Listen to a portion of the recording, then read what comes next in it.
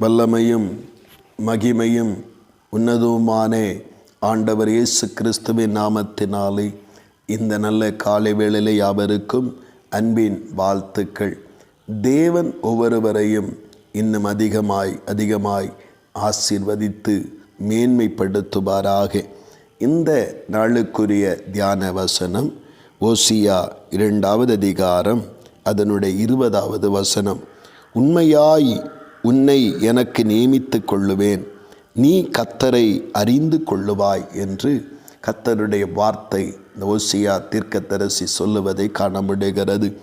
ஆரம்பத்திலே இந்த அதிகாரத்திலே இஸ்ரவேல் ஜனங்கள் தேவனுக்கு கீழ்ப்படியாதபடி அல்லது தேவனுக்கு இணங்காதபடி தீமையான பாதைகளை தெரிந்தெடுத்து தேவனால் மீட்டு கொள்ளப்பட்ட ஜனங்கள் நடக்கிறதான நேரத்திலே அவர்களை தண்டித்து அவர்களை சிட்சித்து அவருடைய வழிகளிலே கொண்டு வருகிறதை குறித்து ஆரம்பத்திலே சொல்லுகிறார். சொல்லிவிட்டு அதை முடிக்கும் பொழுது ஒரு திருமணத்திற்காக அல்லது ஆண்டவருடைய விவாகத்திற்கென்று நான் உன்னை நியமித்து கொள்ளுவேன் அப்படி என்று சொல்லுகிறார்.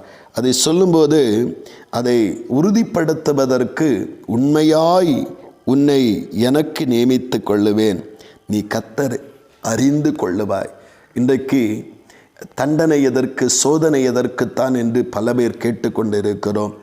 ஆனால் ஆண்டவருடைய அந்த மகிமையான மணவாளனாகிய இயேசு கிறிஸ்துவனுடைய நித்திய விவாகத்தில் இணைக்கப்பட்டு நித்திய ஜீவனை பெற்றவர்களாய் நீடித்த நாட்களாய் அவரோடு கூட இருக்கிற அந்த ஆனந்த பாக்கியத்தை பெற்றுக்கொள்ளுவதற்கு நாம் தகுதியுள்ளவர்களாய் மாறுவதற்காகத்தான் ஆண்டவர் இந்த பூமியிலே சிட்சிக்கிறார், பல விதங்களிலே தண்டிக்கிறார்.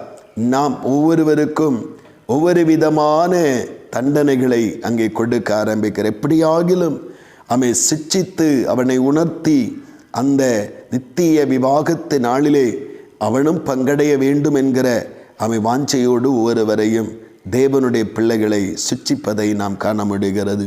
இந்த கர்த்தருடைய சிட்சையை அற்பமாக எண்ணாதே, அவரால் கடிந்து கொள்ளப்படும் பொழுது நீ சோர்ந்து போகாதே என்று வேதத்திலே நாம் வாசிக்கிறோம்.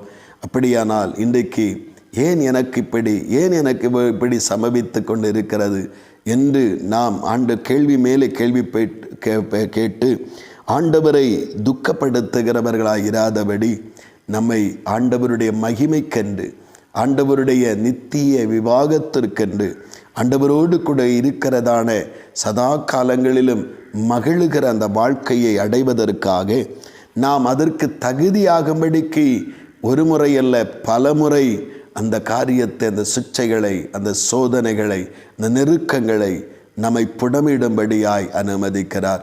யோபு சொல்லும்போது, நான் போகும் பாதை அவர் அறிவார், அவர் என்னை சோதித்த பின் சுத்த பொன்னாக விளங்குவேன், நான் ஒரு பரிபூர்ணமுள்ள நபராக மாறுவேன் என்று சொல்லுகிறான். அப்படி என்றால் சோதனை நாம் வீழ்ந்து விடுவதற்கல்ல, பலட்சியமாவதற்கல்ல, நாம் நம்முடைய வாழ்விலே தளர்ந்தும் இருந்தும் போவதற்கல்ல, நம்மை ஒரு நித்திய விவாகத்திற்கு ஒரு அழகான மணவாட்டியாக நாம் உருவாக்கப்படுவதற்குத்தான் ஒரு தேவ பிள்ளையினுடைய வாழ்க்கையில அனுமதிக்கப்படுகிற சகல காரியங்களினுடைய ஆண்டவருடைய செயலாய் இருக்கிறது. ஆனபடினாலே இன்றைக்கு நாம் குழப்பங்களுக்கு இடம் கொடுக்காதபடி, எனக்கு மட்டும் எங்கள் குடும்பத்திற்கு மட்டும் இவைகள் சம்பவிக்கிறது என்று குறைந்த எண்ணத்தோடு ஓடாதபடிக்கு நம்மை ஒரு மகிமைக்கென்று கர்த்தர் உருவாக்கும்படி இதை பலமுறை அனுமதிக்கிறார்.